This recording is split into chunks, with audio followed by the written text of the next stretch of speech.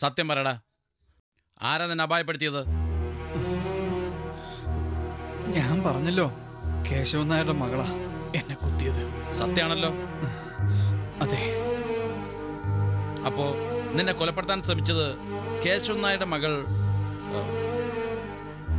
എന്താ കുട്ടിയുടെ പേര്? ജ്യോതി.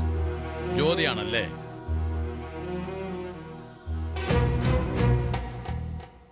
വാ തുറന്ന് പറയടാ. അതെ. അങ്ങനെയാണെങ്കിൽ അതിനൊരു കാരണം വേണ്ടേ? I mean motive. അതെന്തായിരുന്നു?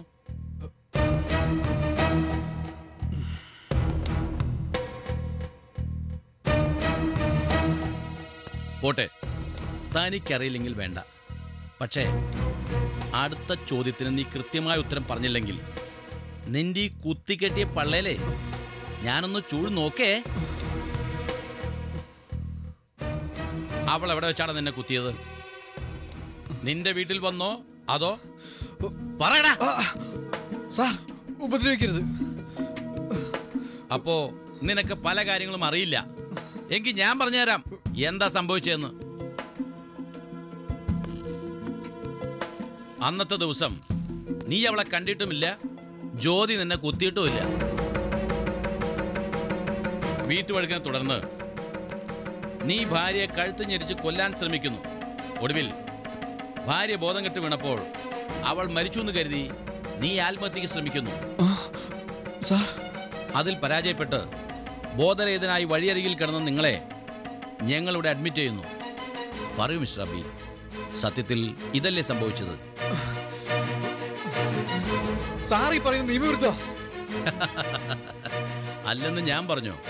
പക്ഷേ ഞാൻ ഈ പറഞ്ഞതിനപ്പുറം നീ ഒരു അക്ഷരം ഉരിയാടിയാൽ ഭാര്യയെ കൊല്ലാൻ ശ്രമിച്ചതിന്, പാതിരാത്രി അതിക്രമിച്ച് കയറി ഒരു പെൺകുട്ടിയെ മാനഭംഗം ചെയ്യാൻ ശ്രമിച്ചതിന്, അങ്ങനെ വധശ്രമം ഉൾപ്പെടെ ഞാൻ ചാർജ് ചെയ്താലേ ജാമ്യം പോലും കിട്ടാതെ നീ അഴിക്കുള്ളിൽ കിടക്കുവേ നായിന്റെ മോനെ.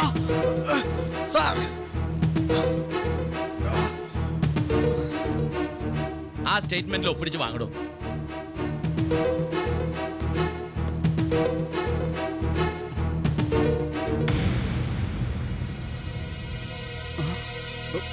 ഗീതേ, പ്ലീസ്.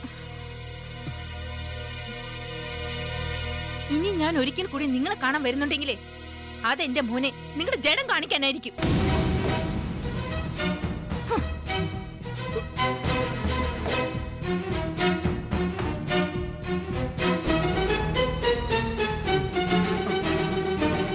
സാർ,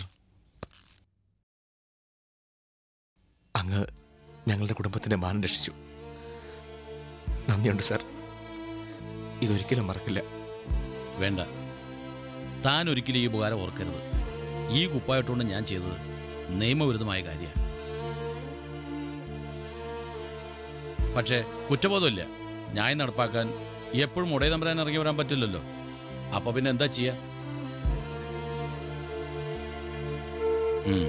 പോയിക്കോ.